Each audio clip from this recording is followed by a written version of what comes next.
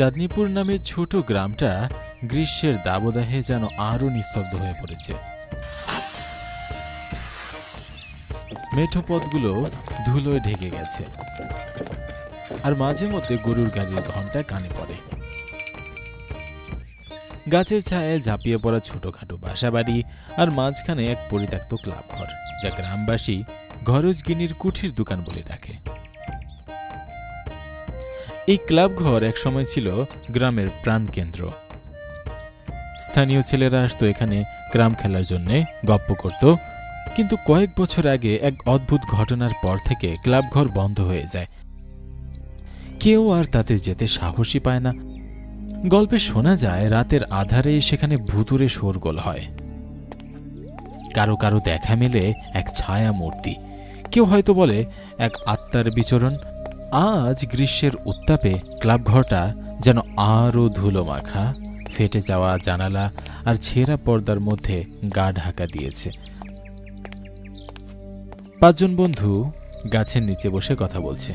সিদ্ধান্ত নিল ক্লাব ঘরটি খুলে নতুন করে তাদের খেলার আসর করবে। তারা জানে না ওই ঘরটি ভূতের গল্প বলে পরিত্যক্ত করে রাখা হয়েছে। এই অন্ধবিশ্বাস তারা কেউই মানতে চায় না।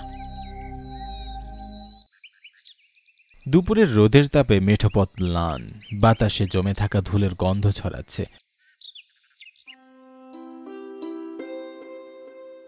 ক্লাব ঘরের সামনে 5 বন্ধু এসে দাঁড়ায়।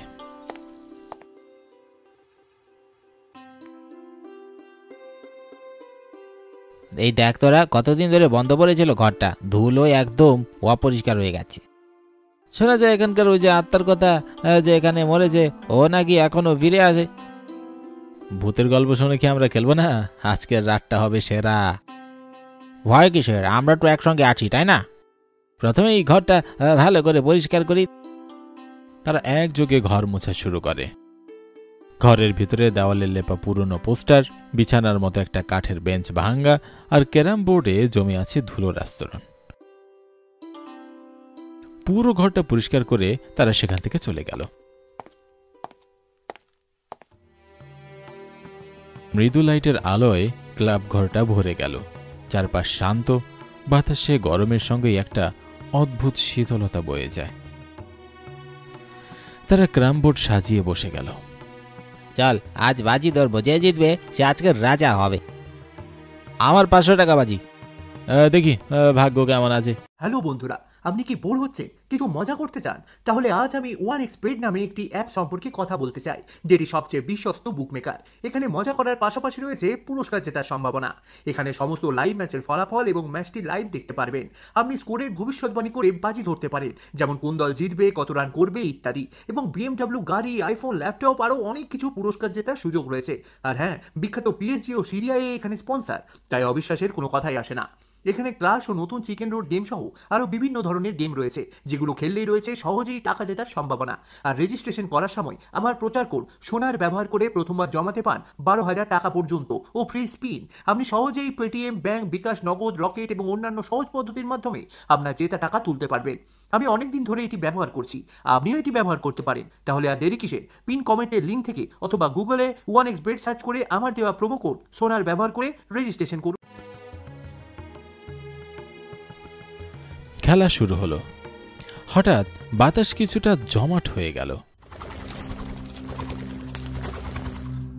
মৃদু আলোয় ঘরের খুব বেশি দূরে দেখা গেল না, বোঝা গেল না আসলে শব্দটা কিসের। সবাই থমকে গেল। কিছু একটা পড়ে গেল মনে হয়, তোরা শুনতে পেয়েছিস? ভয় কিসের, হয়তো বাতাসে পড়েছে। তুই কি দেখেছিস গটিগুলো কেমন নিজে নিজেই বোর্ডে সাজানো হয়ে গেল? সাবধান, এখানে কিছু একটা তো আছেই। বুঝতে পারছি না কেমন করে হলো এসব। এখানে থাকার ঠিক হবে না, চল চল চল চল পালাই। ক্যারাম বোর্ডের গুটি একা একাই নড়ে উঠছে। বাতি নিভে যাচ্ছে এবং দূরে কেউ যেন কাঁদছে। 5 বন্ধু দৌড়ে বেরিয়ে আসে ক্লাব ঘর থেকে। বাইরে তখনও গরম বাতাস বইছে, কিন্তু তাদের গায়ে যেন শীতল কোনো হাত ছুঁয়ে গেছে। তনয়ের ঠোঁট শুকিয়ে গেছে, বিক্রমের কণ্ঠ স্তব্ধ। চল যাওয়াই, আমার কিন্তু ভয় করছে। 5 জন মিলে গ্রামের প্রবীণতম লোক শিবচরণ দাদুর বাড়িতে যায়। তিনি তখন 50 পেরিয়ে 60 ছুঁই ছুঁই। দাদু তখন উঠোনে বসে জল খাচ্ছিল। দাদু থেকে ভারী কণ্ঠে বলল, এই রাত্রিরে তোমরা এখানে? দাদু, কুটির দোকানে আমরা খেলছিলাম, গুটি নিজে নিজেই চলছিল, বাতি নিভে যাচ্ছিল, আর হঠাৎ কান্নার আওয়াজ ভেসে আসছিল।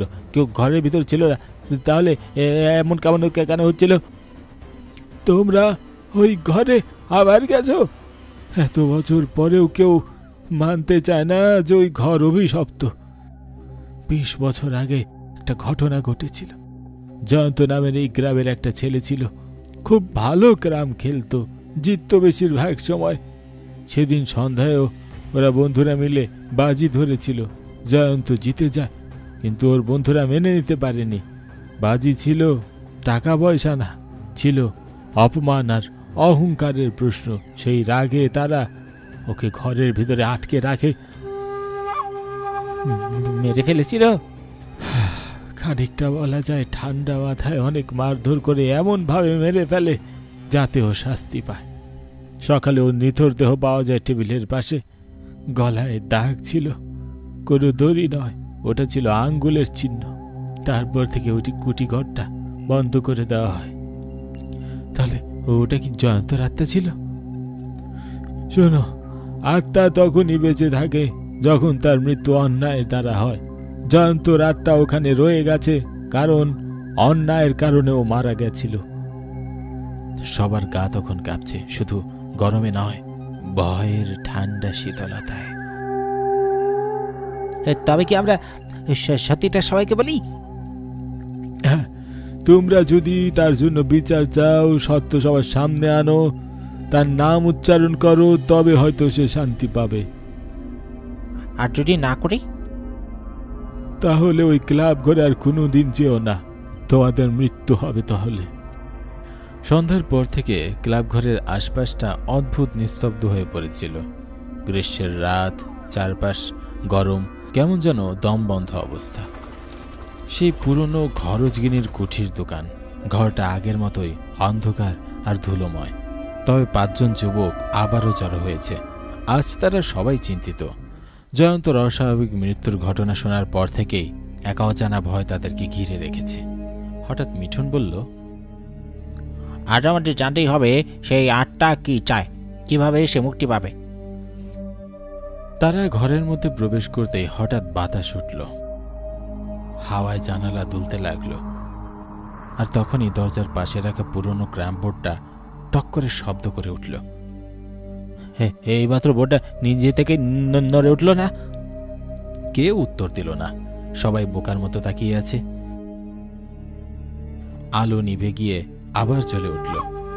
ঘরের এক কোণে থেকে ধোঁয়া উঠতে লাগলো। সেই ধোঁয়ার ভেতর থেকে এক অবয়ব ধীরে ধীরে স্পষ্ট হয়ে উঠতে লাগলো। ধুলো আর ঘামের গন্ধে ভরা বাতাস যেন জমে গেল। কেউ দম নিচ্ছে না। তার চোখ দুটো যেন গর্তে প্রবেশ করেছে। মুখটা ফ্যাকাশে সাদা, গলায় একটা দাগ, যেন কেউ রশি দিয়ে টেনে ধরেছিল। আর তার ধুতি আর গায়ের জামাতে এখনো রক্তের দাগ। আমায় খেলার বাইরে রেখেছিলি কেন তোরা? আমি খেলতে চাই। বিক্রম ভয় পেয়ে অজ্ঞান হয়ে মাটিতে পড়ে যায়। তনয় চিৎকার করে ওঠে, কিন্তু সাহস করে কাপা গলায় বলতে থাকে, আমাদের ক্ষমা করো, তোমার মুক্তির জন্য আমরা এসেছি। কেউ মনে রাখে না, কেউ বোঝে না। আমি এখানেই মরে পড়েছিলাম, তোমাদের মতোই খেলতে চেয়েছিলাম। শুধু বন্ধুদের বিশ্বাস করেছিলাম। তারা বাজি ছলে আওয়াজ বেড়ে তালা দিয়ে আটকে রেখেছিল, বাইরে তালা লাগিয়ে চলে গেছিল। আমরা ক্ষমা চাইছি, আমাদের একটা সুযোগ দাও, আমরা তোমার মুক্তির ব্যবস্থা করব। তোরা এই ঘর খুলে খুব ভালো করেছিস। আবার খুললি এই ঘর কেন? খেলতে, আনন্দ করতে। আমাদের ক্ষমা করো, আমরা জানতাম না তুমি এটা চাও না। তবে তুমি কি চাও বলো? প্রতিশোধ চাই আমার, প্রতিশোধ। আমি তাদের না মারলে আমার আত্মা শান্ত হবে না। ভোরের দিকে হালকা আলো ফোটে, কিন্তু ঘরজগিনীর দোকানের ভেতরটা তখনও ধোয়ার মতো দেখা যাচ্ছে। মিঠুন তার কাজ ঝাঁকাচ্ছে বারবার। বিক্রম, ওট ওট, দেখ, ও ভোরের আলো ফুটে গেছে, আমাদের কিচ্ছু হয়নি। পলাশ মুখ চাপা দিয়ে বসে পড়ে। শুভর গায়ে কাঁপুনি ধরেছে। শুধু তনয় সবার চেয়ে শান্ত, যেন ধীরে ধীরে কিছু বোঝার চেষ্টা করছে। ও এখনো বেঁচে আছে, কিন্তু দমটা কেমন যেন। চল বেরোয় এখান থেকে, চল। ভোরের হাওয়া তাদের গায়ে এসে লাগে, কিন্তু উঠোনটা থমথমে। বিক্রমের বাড়ির একপাশে ছাউনি দেওয়া বারান্দাটায় চট পেতে শুয়ে আছে বিক্রম। সবাই ওর চারপাশে দাঁড়িয়ে, কারো মুখে কোনো কথা নেই। হঠাৎ শুভ বলল, ওর চোখ দুটো দেখেছিস? যেন কারো দিকে ফ্যাল করে তাকিয়ে আছে। ভর করেছে রে, আমি জীবনে অনেকবার দেখেছি। ও চোখ কিছু বলছে, আর খুব চেনা চেনা লাগছে চোখটা।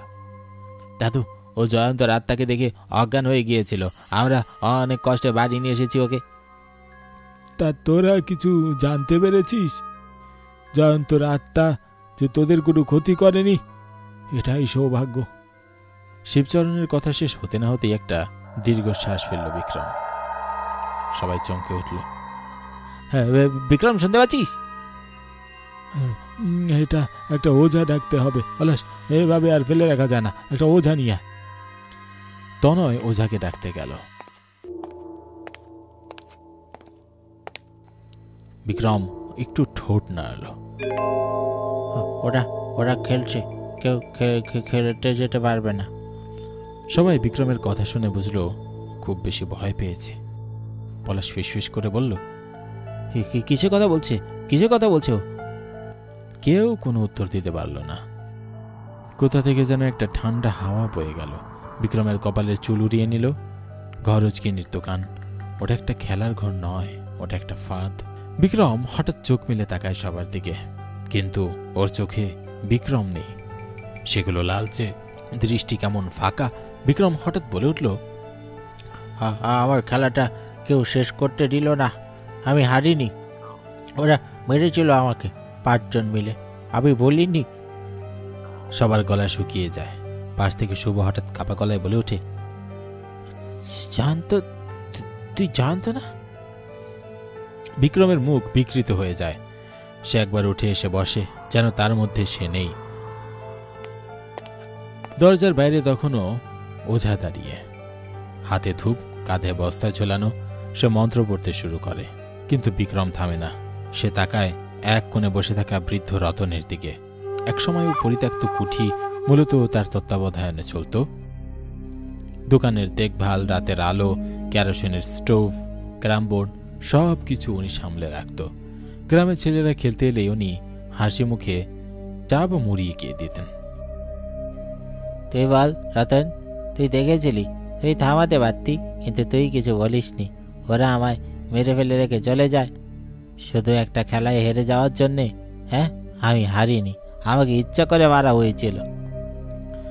রতন উঠে দাঁড়ানোর চেষ্টা করে। হঠাৎ বিক্রম চিৎকার করে ওঠে। জানালার পাশে হাওয়া বইতে থাকে, আর পরের মুহূর্তেই দেখা যায় রতন যেন নিচে থেকে উঠে দাঁড়িয়ে চলে যাচ্ছে বাইরের কুঠিরের দিকেই। সবাই পিছু নেয় রতনের। সেই পুরনো ঘরজকিনীর কুঠির দোকানের ভিতর রতন একা প্রবেশ করে। এরপর সে দরজা একাই বন্ধ হয়ে যায়। সেই ঘরের মধ্যে সবাই শুধু একটা শব্দ শুনতে পেল, দেওয়ালে মাথা ঠেকানোর শব্দ। তারপর দরজা খুলে গেল। সবাই ঘরের মধ্যে গিয়ে দেখে রতনের নিথর দেহ পড়ে আছে মেঝেতে, মুখে যেন এক ধরনের প্রশান্তি। সে চোখ বন্ধ করে ফিসফিস করে বলে, আমার খেলা শেষ, এবার আমি চলে যাই। ঘর জুড়ে একটানা ধোয়া ঘুরপাক খেতে খেতে জানালার ফাঁক দিয়ে উপারে চলে গেল। সবাই তাকিয়ে, চোখের সামনে সবাই নির্বাক, যেন এমন নিস্তব্ধতা আগে কখনো আসেনি।